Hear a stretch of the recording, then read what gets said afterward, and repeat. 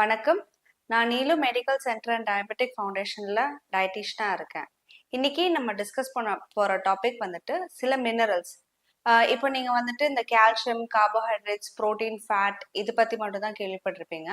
ஆனா நம்ம பாடியில சில மினரல்ஸும் தேவையா இருக்கு. ஸோ இந்த மினரல்ஸ் எல்லாம் எப்படியெல்லாம் நமக்கு பாடியில ஹெல்ப்ஃபுல்லா இருக்குங்கிறது பார்க்கலாம். ஃபர்ஸ்ட் நான் டிஸ்கஸ் பண்ண போறது வந்துட்டு கால்சியம். கால்சியம் உங்க எல்லாத்துக்குமே தெரியும்.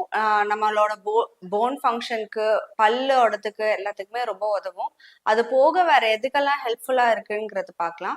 ஸோ இது வந்துட்டு கால்சியம் வந்துட்டு நம்மளோட போனோட இந்த ஹார்ட் பார்ட்ல இருக்கு. ஸோ போன்ஸ்க்கு எல்லாத்துக்குமே ரொம்ப ஸ்ட்ராங்கா இருக்கணும்னா கால்சியம் ரொம்ப தேவை. அது இல்லாம நம்மளோட நர்வஸ் சிஸ்டம்க்கும் அது ரொம்ப ஹெல்ப்ஃபுல்லா இருக்கு. இப்போ இந்த பிபி இஷ்யூஸ் எல்லாம் இருக்கும்போது நம்மளோட பிளட் வந்துட்டு இந்த ஆர்டரிஸ், வெயின்ஸ்ல எல்லாம் போகும்போது அந்த வெயின்ஸ் எல்லாம் டைட்டன் ஆகிறதுக்கும் ரிலாக்ஸ் ஆகிறதுக்கும் வந்துட்டு கால்சியம் ரொம்ப உதவும். ஸோ பிபி இஷ்யூஸ் இருக்கிறவங்களுக்கு எல்லாம் வந்துட்டு கால்சியம் டிஃபிஷியன்சி வராம பாத்துக்கணும். அது இல்லாம மசில் கான்ட்ராக்ஷன், நம்ம வந்துட்டு கை இப்படி பண்ணும்போது இல்லைன்னா நடக்கும் போதெல்லாம் பெயின் இல்லாம நடக்கணும்னா கால்சியம் ரொம்ப உதவும். கால்சியம் டிஃபிஷியன்சி இருந்துச்சுன்னா மசில் கிராம்ஸ், பெயின் அதெல்லாம் வர ஆரம்பிச்சிடும். கால்சியம் எதுக்காக இம்பார்ட்டண்டா இருக்குன்னா பிளட் கிளாட். இப்போ வந்துட்டு எங்கேயாச்சும் அடிபட்டிருக்கு அப்படின்னா பிளட் நம்ம கண்டினியூஸா ஃப்ளோ ஆயிட்டே இருக்கும். ஆனா ஒரு பாயிண்ட்ல வந்துட்டு பிளட் கிளாட் ஆகணும் அப்படிங்கிறதுக்கு வந்துட்டு கால்சியம் வந்துட்டு ரொம்ப இம்பார்ட்டண்டா தேவைப்படுது. ஸோ கால்சியம் டிஃபிஷியன்சி ரொம்ப அதிகமா இருக்கு அப்படின்னா பிளட் கிளாட் ஆகாம அது கண்டினியூஸா ஃப்ளோ ஆயிட்டே இருக்கும். ஸோ இதுக்காகவும் கால்சியம் ரொம்ப இம்பார்ட்டன்ட். அடுத்தது பாத்தீங்கன்னா டைஜஷனுக்கு. இப்போ நம்ம வந்துட்டு ஃபேட் ஃபுட், இப்போ நம்ம ஃபுட்ல வந்துட்டு ஃபேட்டு எல்லாமே இருக்கும். ஸோ இந்த பாடியில வந்துட்டு ஃபேட் போகும்போது அது பிரேக் டவுன் ஆகி எனர்ஜியா கன்வெர்ட் ஆகிறதுக்கு கால்சியம் ரொம்ப உதவுது. ஸோ கால்சியம் வந்துட்டு நம்ம பாடியில இல்லம் போது அந்த ஃபேட் வந்துட்டு எனர்ஜியா பிரேக் டவுன் ஆகாம பாடியிலே தேங்கி நின்று பாடி வெயிட் இன்க்ரீஸ் பண்ணும், கொலஸ்ட்ரால், ட்ரைக்ளிசரைட்ஸ் எல்லாமே இன்க்ரீஸ் ஆகும். ஸோ அந்த ஃபேட் பிரேக் டவுனுக்கும் வந்துட்டு கால்சியம் ரொம்ப இம்பார்ட்டண்டா இருக்கு. ஸோ இப்போ இந்த கால்சியம் இதோட இம்பார்ட்டன்ஸ் எல்லாம் நான் இப்போ சொல்லியிருக்கேன். கால்சியம் பாடியில இல்லைன்னா என்னெல்லாம் ஆகுங்கிறது பார்க்கலாம்.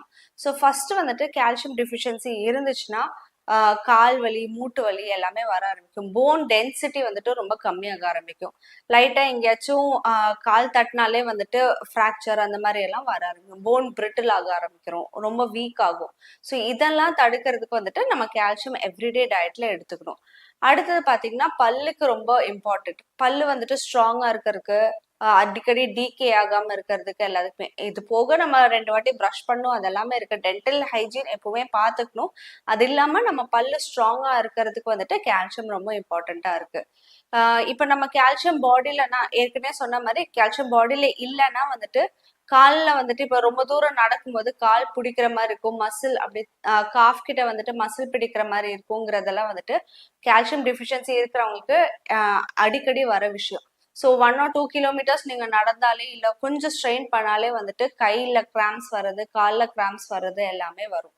அடுத்தது டிஃபிஷியன்சி என்னன்னு பாத்தீங்கன்னா இந்த மாதிரி மறக்கிறது, ரொம்ப கன்ஃபியூஸ் ஸ்டேட்லயே இருக்கிறது, ஒரு மாதிரி குழப்பமா இருக்கிற மாதிரியே இருக்கும். ஸோ இது வந்துட்டு ஒரு சிம்டம் ஆஃப் கால்சியம் டிஃபிஷியன்சி. அப்புறம் இன்னொரு சிம்டம் என்னன்னா ரொம்ப டயர்ட்னஸா இருக்கும், சோர்வா இருக்கும், ஒரு எனர்ஜியே இருக்காது. என்னதான் நம்ம நல்லா தூங்கி ரெஸ்ட் எடுத்தாலுமே வந்துட்டு அந்த எனர்ஜி இருக்காது, தூங்காத மாதிரியே இருக்கும். ஸோ இதெல்லாம் ஒரு ஒரு சிம்டம்ஸ் ஆஃப் கால்சியம் டிஃபிஷியன்சி.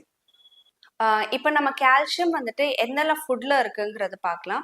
எல்லாருக்குமே தெரியும் கால்சியம் வந்துட்டு பால்லயும், முட்டையிலயும் அதிகமா இருக்குங்கிறது. இது போக வேற என்னெல்லாம் ஃபுட்ல கால்சியம் இருக்குன்னா ஆல்மண்ட்ஸ்ல இருக்கு. ஸோ எவ்ரிடே வந்துட்டு நீங்க ஒரு 3-4 பாதாம் வந்துட்டு நீங்க சோக் பண்ணி வச்சுட்டு அந்த ஸ்கின் ரிமூவ் பண்ணி நீங்க பாதாம் சாப்பிட்டாலும் ஓகே. இல்லைன்னா ஆல்மண்ட் மில்க்னு இப்ப கிடைக்குது, பாதாம் மில்க் நீங்க குடிச்சாலுமே ஓகே.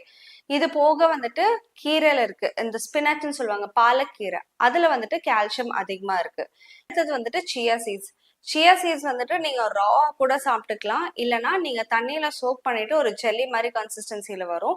அதுக்கப்புறம் நீங்க வந்துட்டு ஃப்ரூட் சாலட்ல இல்லைன்னா ஏதாச்சும் ஓட்ஸ் கஞ்சி அந்த மாதிரி குடிக்கிறவங்களா இருந்துச்சுன்னா நீங்க சியா சீட்ஸ் ஆட் பண்ணி எடுத்துக்கலாம்.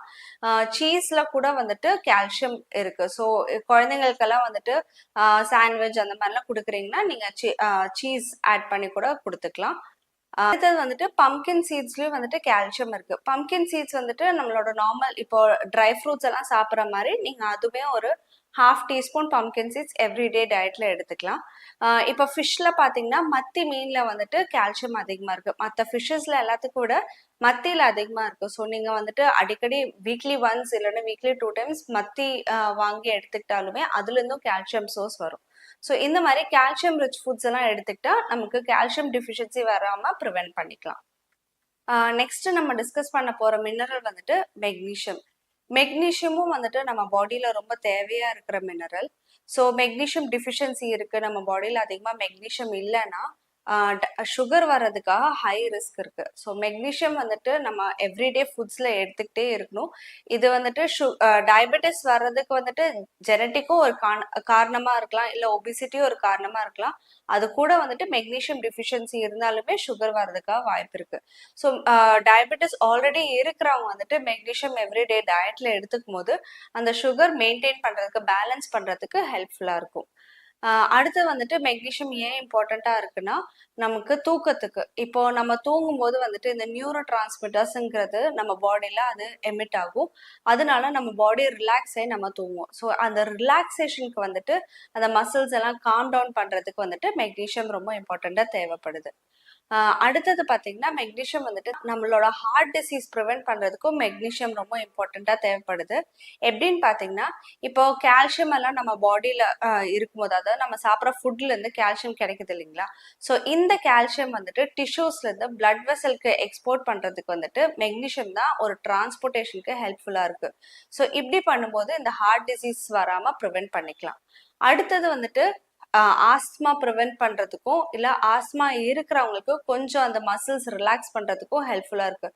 ஸோ ஜென்ரலாக பார்த்தீங்கன்னா மெக்னீஷியமோட அந்த ஃபங்க்ஷனே வந்துட்டு muscle relaxation, nervous system relaxation, இதுக்கு எல்லாத்துக்கும் ரொம்ப ஹெல்ப்ஃபுல்லாக இருக்கும். ஸோ ஸ்லீப் பேட்டர்ன் இம்ப்ரூவ் ஆகும். ஆஸ்மா இருக்கிறவங்களுக்கு அந்த லங்ஸ் கெப்பாசிட்டி, அந்த லங்ஸ் இது ரிலாக்ஸ் பண்ணுறதுக்கு இதுக்கு எல்லாத்துக்குமே ஹெல்ப்ஃபுல்லாக இருக்குது மெக்னீஷியம். மெக்னீஷியம் வேற எதுக்கெல்லாம் இம்பார்ட்டன்ட் பார்த்தீங்கன்னா பிபி ரெகுலேஷனுக்கும் இம்பார்ட்டன்ட். நான் சொன்ன மாதிரி இது எல்லா ரிலாக்ஸிங்க்கும் இம்பார்ட்டண்ட்டாக இருக்குது. ஸோ இந்த ஆர்ட்ரிஸ், வெயின்ஸ் இதெல்லாம் ரிலாக்ஸ் பண்ணுறதுக்கும் ஹெல்ப்ஃபுல்லாக இருக்கும். ஸோ ஹை பிபி இருக்கிறவங்களுக்கெல்லாம் வந்துட்டு மெக்னீஷியம் ரெகுலராக டயட்டில் எடுத்துகிட்டே இருக்கும்போது அந்த வெயின்ஸ், ஆர்ட்ரிஸ் எல்லாமே ரிலாக்ஸ் ஆகும்போது பிபி கொஞ்சமாவது நார்மலைஸ் ஆக ஆரம்பிக்கும். மெக்னீஷியம் வந்துட்டு டைஜஷனுக்கும் ரொம்ப இம்பார்ட்டன்ட். ஏன்னு பார்த்தீங்கன்னா இப்போ நம்ம சாப்பிட்ற ஃபுட் எல்லாமே டைஜஸ்ட் ஆகிறதுக்கு அதுக்குன்னு ஒரு ப்ராசஸ் இருக்குது. ஸோ அந்த ப்ராசஸில் வந்துட்டு மெக்னீஷியம் ரொம்ப உதவும். அதுக்கப்புறம் இப்போ நம்ம மெக்னீஷியம் வந்துட்டு பாடியில கம்மியா இருக்கு அப்படின்னா கான்ஸ்டிபேஷன் ப்ராப்ளம் வரும், மோஷன் போறதுக்கு ப்ராப்ளமா இருக்கும். அந்த மாதிரி கான்ஸ்டிபேஷன் இஷ்யூஸ் வராம தடுக்கிறதுக்கும் வந்துட்டு மெக்னீஷியம் நம்ம பாடியில அதிகமா தேவை. அடுத்தது எதுக்காக ஹெல்ப்ஃபுல்லா இருக்குன்னா போன் ஹெல்த். இப்ப கால்சியம், மெக்னீஷியம் இது ரெண்டுமே இருந்தாதான் நம்ம போன் நல்லா ஸ்ட்ராங்கா இருக்கும். ஸோ அந்த போன் டென்சிட்டி வந்துட்டு இம்ப்ரூவ் பண்றதுக்காக கால்சியமும் வேணும், மெக்னீஷியமும் தேவையா இருக்கு. ஸோ இதெல்லாம் வந்துட்டு மெக்னீஷியம் எதுக்காக நம்ம பாடிக்கு தேவைங்கிறது பார்த்தோம். இப்போ நம்ம பாடியில மெக்னீஷியம் இல்லைன்னா என்னெல்லாம் சிம்டம்ஸ் இருக்குங்கிறது பார்க்கலாம்.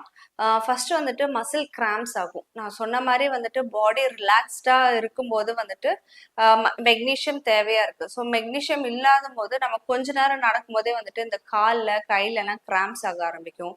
அப்புறம் வந்துட்டு ரிலாக்ஸ்டா இல்லாதனால வந்துட்டு தூக்கம் சரியில்லாம இருக்கும். ஸோ உங்களுக்கு வந்துட்டு வேற ஏதாச்சும் ப்ராப்ளம், ஸ்ட்ரெஸ்னாலேயும் தூக்கம் இல்லாம இருக்கலாம். ஆனா இந்த மெக்னீஷியம் டிஃபிஷியன்சி இருக்கும்போது நம்ம பாடி ஒரு ரிலாக்ஸ் ஸ்டேட்லயே இருக்காது.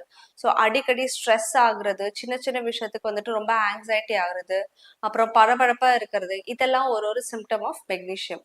இன்னொன்று வந்துட்டு ரொம்ப ஹார்ட் பீட்டும் இர்ரெகுலரா இருக்கும். ஏன்னா ஹார்ட் மசில்ஸும் வந்துட்டு ரிலாக்ஸ்டா இல்லாதனால இர்ரெகுலரா ஹார்ட் பீட்டும் இருக்கும். அடுத்து பார்த்தீங்கன்னா டைஜஸ்டிவ் ப்ராப்ளம். நான் சொன்ன மாதிரி இப்போ மெக்னீஷியம் வந்துட்டு இந்த கான்ஸ்டிபேஷன்லேருந்து ரிலீவ் பண்ணுறதுக்கு, நம்மளோட மோஷன், எவ்ரிடே மோஷன் வந்துட்டு ப்ராப்ளம் இல்லாமல் போகிறதுக்கும் ஹெல்ப்ஃபுல்லாக இருக்கும். ஏன்னா நம்மளோட டைஜஸ்டிவ் மசில்ஸையும் வந்துட்டு ரிலாக்ஸ் பண்ணுறதுக்காக வைக்கும். ஸோ இதெல்லாம் வந்துட்டு ஒரு ஒரு symptoms of magnesium deficiency. Magnesium நம்ம பாடியில் இல்லை அளவு குறைவாக இருக்குன்னா இதெல்லாம் ஒரு ஒரு சிம்டமாக தெரியும் நம்ம பாடியில். இப்போ நம்ம ஃபுட்டில் வந்துட்டு எதெல்லாம் ஃபுட்டில் வந்துட்டு மெக்னீஷியம் அதிகமாக இருக்குன்னு பார்க்கலாம். ஃபர்ஸ்ட் வந்துட்டு ஸ்பினச். கீரை வந்துட்டு இப்போ கால்சியம்லயும் ரிச்சா இருக்கு, மெக்னீஷியம்லயும் ரிச்சா இருக்கு. வந்துட்டு வாரத்துக்கு ஒரு 2 வாட்டி 3 வாட்டி கூட எடுத்துக்கலாம். கீரைல ஸ்பெசிஃபிக்கா வந்துட்டு பாலக்கீரை, அது நான் சொன்ன மாதிரி அந்த ஸ்பினச்சுங்கிறது வந்துட்டு ரொம்ப rich in nutrients, calcium and magnesium. அடுத்தது பார்த்தீங்கன்னா டார்க் சாக்லேட்ஸ். இப்போ நார்மல் சாக்லேட்ஸ்க்கு விட நீங்க டார்க் சாக்லேட் எடுத்துக்கிட்டிங்கன்னா அதுல வந்துட்டு மெக்னீஷியம் இருக்கு. இந்த 100% கொக்கோவா இருக்கிறது அந்த மாதிரி டார்க் சாக்லேட்டா இருக்கும். இது வந்துட்டு கொஞ்சம் கசப்பா இருந்தா தான் அந்த டார்க் சாக்லேட். ஸோ அதுல வந்துட்டு மெக்னீஷியம் இருக்கு. அடுத்தது பார்த்தீங்கன்னா ஆல்மண்ட்ஸ். ஆல்மண்ட்ஸும் வந்துட்டு கால்சியமும் ரிச்சு, மெக்னீஷியம் ரிச்சு. வேற என்னெல்லாம் வந்துட்டு நட்ஸ் சீட்ஸ்ல பார்த்தீங்கன்னா சியா சீட்ஸ்லயும் இருக்கு, பம்கின் சீட்ஸ்ல இருக்கு. நான் வேற என்னெல்லாம் ஃப்ரூட்ஸ்ல மெக்னீஷியம் இருக்குன்னு நம்ம பார்க்கணும்னா அவகேடோல இருக்கு. அவகேடோ வந்துட்டு பட்டர் ஃப்ரூட்னு சொல்லுவாங்க. அதுல அவகேடோ வந்துட்டு இப்போ ரொம்ப ஈஸிலி அவைலபிள் இல்லை, கொஞ்சம் காஸ்ட்லியான ஃப்ரூட் தான். ஆனா உங்களுக்கு அஃபோர்டபுளா இருந்துச்சு, உங்களால வாங்க முடியும்னா நீங்க அவகேடோ வாங்கிக்கலாம். அதுலயும் மெக்னீஷியம் இருக்கு. இல்லைன்னா பனானா. பனானா வந்துட்டு அதிகமா எனர்ஜி கொடுக்கும். ஸோ இது வந்துட்டு மெக்னீஷியம், பொட்டாசியம் இது எல்லாத்துலயும் ரிச்சா இருக்கு. ஸோ பனானால வந்துட்டு மெக்னீஷியம் நிறையவே இருக்கு. அடுத்தது பாத்தீங்கன்னா ஃபிக்னா இந்த அத்திப்பழம் சொல்லுவாங்க. ஸோ அதுதான் ஃபிக். ஸோ அதுலயும் மெக்னீஷியம் ஓரளவுக்கு இருக்கு. ஸோ இந்த மாதிரி மெக்னீஷியம் ரிச் ஃபுட்ஸ் நீங்க எடுத்துக்கிட்டீங்கன்னா மெக்னீஷியம் டெஃபிஷியன்சி வராம இந்த மாதிரி தூக்கம் அடிக்கடி சரியில்லாம இருக்கிறவங்களுக்கு, ரொம்ப பரபரப்பா இருக்கிறவங்களுக்கு எல்லாம் வந்துட்டு மெக்னீஷியம் ரிச் ஃபுட்ஸ் எடுத்தாலே கொஞ்சம் ரிலாக்ஸ் ஆகிறதுக்கு ஹெல்ப்ஃபுல்லா இருக்கும். அடுத்து நம்ம பார்க்க போற மினரல் வந்துட்டு அயர்ன். அயர்ன் வந்துட்டு நம்ம பாடியில ரொம்ப இம்பார்ட்டன்ட். ஏன்னா நம்ம ஹீமோகுளோபின் ப்ரொடக்ஷன்ல இருந்து இம்யூன் சிஸ்டம்ல இருந்து எல்லாத்துக்குமே அயர்ன் வந்துட்டு ரொம்ப இம்பார்ட்டண்டா இருக்கு. நிறைய பேர் வந்துட்டு இப்ப அயர்ன் டெஃபிஷியன்சினால பாதிக்கப்பட்டிருக்காங்க. ஸோ அயர்ன் வந்துட்டு ரெகுலரா எடுத்துட்டே இருந்தா இந்த ஹீமோகுளோபின் ப்ரொடக்ஷனுக்கு உதவும். ஸோ ஹீமோகுளோபின் எல்லாம் கம்மி ஆகாம இருக்கும். மோஸ்டா வந்துட்டு விமென்க்கு தான் வந்துட்டு ஹீமோகுளோபின் கம்மியா இருக்கு. ஏன்னா மென்ஸ்ட்ரல் டைம்ல ப்ளீடிங் அதிகமா இருக்கும்போது அந்த மாதிரி இருக்கிற சுச்சுவேஷன்ஸ்ல எல்லாம் வந்துட்டு ஹீமோகுளோபின் கம்மியாகும். ஸோ ரெகுலரா அயர்ன் ரிச் ஃபுட்ஸ் எடுத்துக்கிட்டா பெட்டரா இருக்கும். அடுத்து வந்துட்டு இம்யூன் சிஸ்டம்க்கு ஹெல்ப்ஃபுல்லா இருக்கும். இப்போ வந்துட்டு அடிக்கடி கோல்டு பிடிச்சிட்டே இருக்கு, எதிர்ப்பு சக்தி கம்மியா இருக்கிறவங்களுக்கு எல்லாம் வந்துட்டு அயர்ன் ரிச் ஃபுட்ஸ் ரொம்ப இம்பார்ட்டன்ட். வைட்டமின் சியும் அயர்ன் ரிச் ஃபுட்ஸும் அடிக்கடி எடுத்துக்கிட்டே இருந்தா கொஞ்சமாவது இம்யூன் சிஸ்டம் வந்துட்டு இம்ப்ரூவ் ஆகும். அப்புறம் நம்மளோட ஸ்கின் க்ளோ ஆகுறதுக்கு, அந்த ஸ்கின் இம்ப்ரூவ்மெண்ட், அந்த ஹெல்த்தியா இருக்கிறதுக்கும் வந்துட்டு அயர்ன் ஹெல்ப்ஃபுல்லா இருக்கு. நெக்ஸ்ட் வந்துட்டு நம்மளோட மெமரி இம்ப்ரூவ் பண்றதுக்கு, இப்போ குழந்தைங்களுக்கெல்லாம் வந்துட்டு நிறைய அயர்ன் டெஃபிஷியன்சி இருக்கு. ஸோ அயர்ன் டெஃபிஷியன்சி இருக்கும்போது வந்துட்டு மெமரி கம்மியா இருக்கும், கான்சென்ட்ரேட் பண்ண முடியாது. அந்த மாதிரி இருக்கும்போது கொஞ்சம் நம்ம பார்த்து அயர்ன் ரிச் ஃபுட்ஸ் கொடுத்துக்கிட்டா கூட போதும். இப்போ அயர்ன் டெஃபிஷியன்சி இருக்கும்போது ரொம்ப சோர்வா இருக்கும், ரொம்ப டயர்டா இருக்கிறதுனால வந்துட்டு ரொம்ப கான்சென்ட்ரேட் பண்ண முடியாமையும் இருக்கலாம். அடுத்தது அயன் எதுக்காக உதவும்னு பார்க்கணும்னா நெயில் க்ரோத், நெயில் நல்லா ஸ்ட்ராங்கா வளர்றதுக்கு அதுக்கெல்லாமும் அயர்ன் ரொம்ப இம்பார்ட்டண்டா தேவை. மெயினா வந்துட்டு நம்மளோட பிளட் சுகர், அதாவது பாடியில நம்ம சாப்பிட்ற எல்லா ஃபுட்லயுமே வந்துட்டு சுகர் இருக்கு. ஸோ இந்த பிளட் சுகரை வந்துட்டு எனர்ஜியா கன்வெர்ட் பண்றதுக்கு அயர்ன் ரொம்ப ரொம்ப இம்பார்ட்டன்ட் ரோலா பிளே பண்ணும். ஸோ இப்போ நம்ம பாடியில அயர்ன் இல்லை, அயர்ன் டெஃபிஷியன்சி இருக்குன்னா என்னெல்லாம் சிம்டம்ஸுங்கிறது பார்க்கலாம். ஃபர்ஸ்ட் வந்துட்டு அனீமியா. இது நீங்க எல்லாருமே கேள்விப்பட்டிருப்பீங்க. அனீமியாங்கிறது வந்துட்டு பாடியில ஹீமோகுளோபின் வந்துட்டு விமென்க்கு வந்துட்டு 12க்கு கீழே இருந்தாலும், இல்ல மென்னுக்கு வந்துட்டு 13 கீழே அந்த மாதிரி இருந்தாலும் வந்துட்டு அனீமியான்னு சொல்லுவாங்க.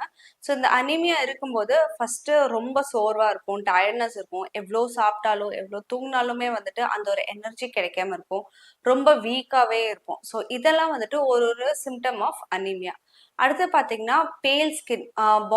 நம்மளோட ஃபேஸே பார்க்கும்போது ரொம்ப அப்படியே பேலா இருக்கும். அதாவது ரொம்ப ரத்த ஓட்டமே இல்லாம இருக்கிற மாதிரி இருக்கும். நம்ம கண்ணுக்கு கீழே பாத்தீங்கன்னாலும் ரெட் கலரா இருக்கணும்.